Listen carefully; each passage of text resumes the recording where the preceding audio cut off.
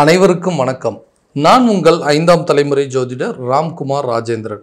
இன்னைக்கு நாம பார்க்க போற தலைப்பு கும்பராசி அன்பர்களுக்கு உங்களுடைய ராசிக்கு 2ஆம் இடமான மீன ராசியில் நடைபெறவிருக்கும் சனி பகவானுடைய பெயர்ச்சிங்க.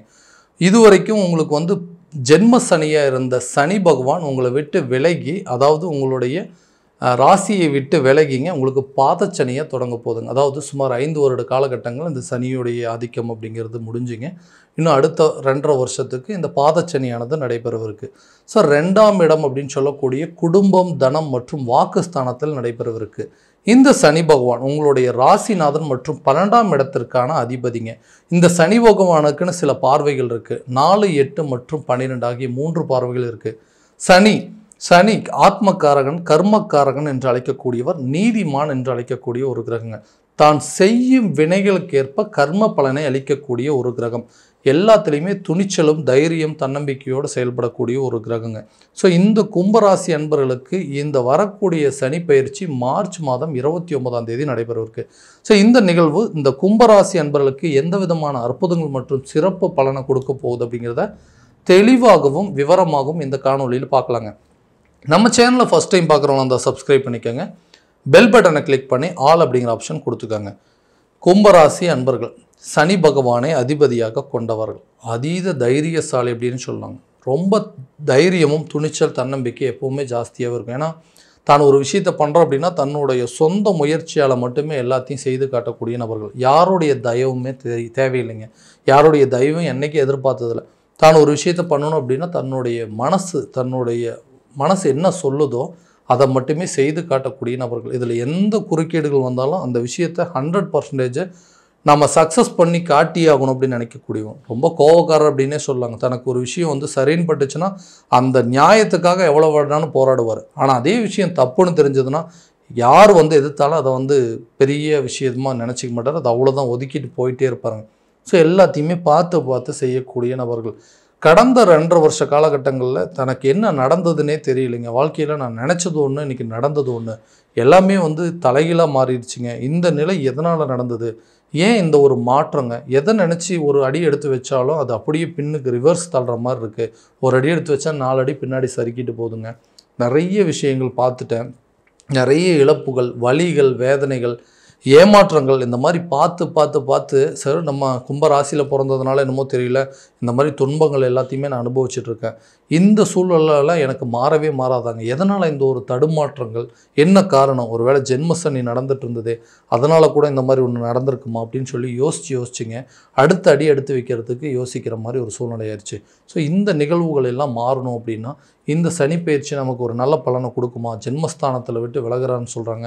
ஸோ இது ஒரு நல்ல பலனை கொடுக்குமா அப்படின்னு கேட்டிங்கன்னா கண்டிப்பாக இந்த ஜென்மசனியானது விலகி உங்களுக்கு பாதச்சனியானது தொடங்குதுங்க. ஸோ இந்த காலகட்டங்கள், அதாவது குடும்ப ரீதியாக இருக்கக்கூடிய பிரச்சனைகள் நல்ல ஒரு தீர்வு அப்படிங்கிறது கிடைக்குங்க. எக்ஸாம்பிள் கணவன் மனைவி பிள்ளைகளுக்கு இதுவரைக்கும் இருந்து வந்த சில பிரச்சனைகள் அப்படிங்கிறதெல்லாம் உங்களை விட்டு விலகக்கூடிய ஒரு காலகட்டமாக இருக்க போகுது. அதாவது நிறைய விஷயங்கள், பணத்தை எப்படி சேமிக்கிறதுன்னு தெரியாமையே உங்களுக்கு நிறைய விஷயங்கள் எல்லாமே மாறிட்டு இருந்திருக்கும். ஸோ கரெக்டாக பிளான் பண்ணி பண்ணலைங்க, திடீர்னு ஏதோ செலவு வருதுன்னு சொல்லி பண்ணால் அது நஷ்டமாக தான் போச்சு. ஸோ இந்த நிகழ்வுகள்லாம் மாறணும் அப்படின்னா கரெக்டாக பிளான் பண்ணணுங்க அப்படின்னா. ஸோ அந்த பிளானிங் அப்படிங்கிறது இந்த காலகட்டங்களில் இருக்குது. பணத்தை எப்படி சேவிங்ஸ் பண்ணலாம், அதை வச்சு எப்படி பயன்படுத்தலாம் அப்படிங்கிறது உங்களுக்கே இந்த சனியானது கற்றுக் கொடுப்பாருங்க. நிறைய விஷயங்கள் நீங்கள் மாற்றம் பண்ண வேண்டிய சூழ்நிலை, முயற்சிகள், அதாவது இது வரைக்கும் முயற்சி செய்கிறது எல்லாமே தடையாகவே மாறிட்டு இருந்தப்போ இந்த முயற்சிகள் எல்லாமே உங்களுக்கு வெற்றி பலனை நோக்கி கொண்டு போகும். நிறைய ட்ரை பண்ணிகிட்டு இருப்பீங்க, நிறைய விஷயங்கள் பண்ண முடியாமல் வந்திருக்கும். அப்போ இந்த காலகட்டங்களில் முயற்சியால் உங்களுடைய செல்வத்தை குவிக்கக்கூடிய ஒரு யோக காலமாக இருக்க போகுது. பணங்காசு எப்படி சேரணும் அப்படின்னு கேட்டிங்கன்னா இனிமேல் தான் அதை தெரிஞ்சுக்கணும்.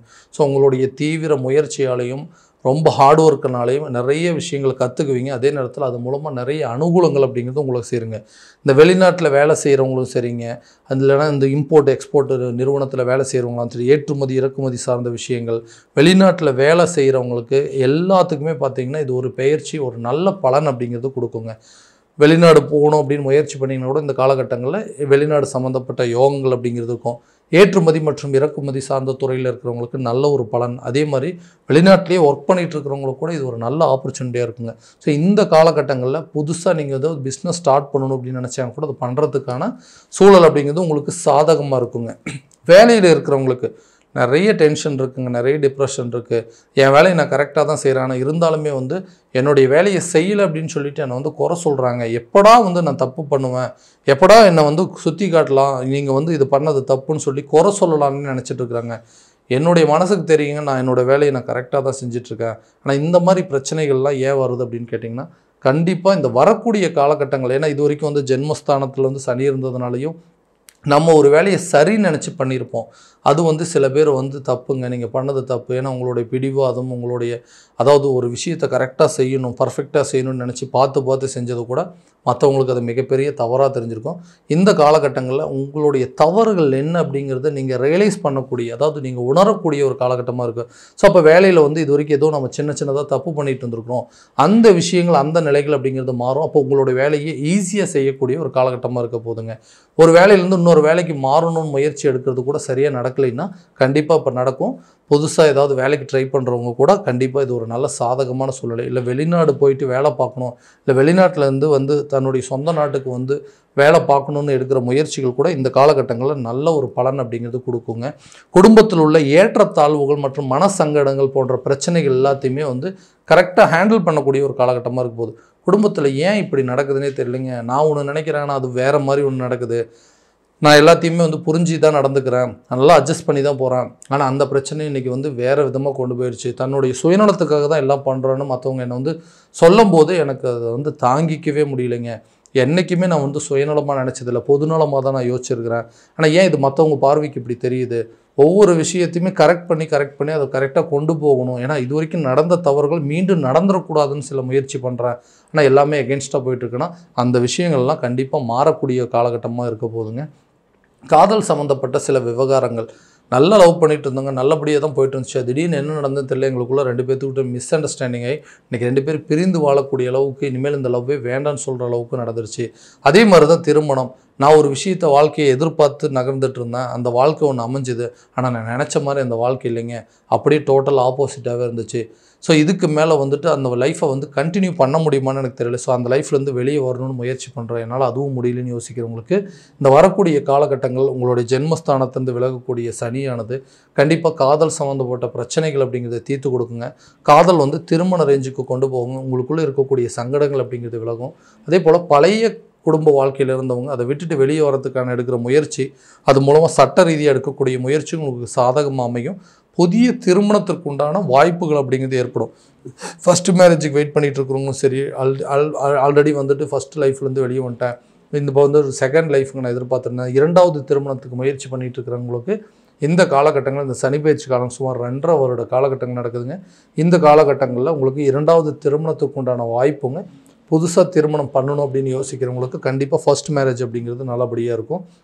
இந்த காலகட்டங்களில் ஹஸ்பண்ட் ஒய்ஃபுக்குள்ளே இருக்கக்கூடிய மிஸ் அண்டர்ஸ்டாண்டிங், லவர்ஸ்குள்ளே இருக்கக்கூடிய பிரச்சனைகள், அதே நேரத்தில் வந்து சொந்த பந்தங்களுக்கு மத்தியில் இருக்கக்கூடிய பாதிப்புகள் அப்படிங்கிறதெல்லாம் கண்டிப்பாக உங்களை விட்டு கொஞ்சம் கொஞ்சமாக விலகும். குடும்பத்தில் ஒரு நல்ல குதூகலமான சூழல் அப்படிங்கிறது ஏற்படுங்க. மனைவி மக்கள் பிள்ளைகளோடு சேர்ந்து வெளியூர் மற்றும் வெளிநாடு இல்லைனா டூர் போயிட்டு வர அளவுக்கு சில யோகங்கள் அப்படிங்கிறது உருவாகும்.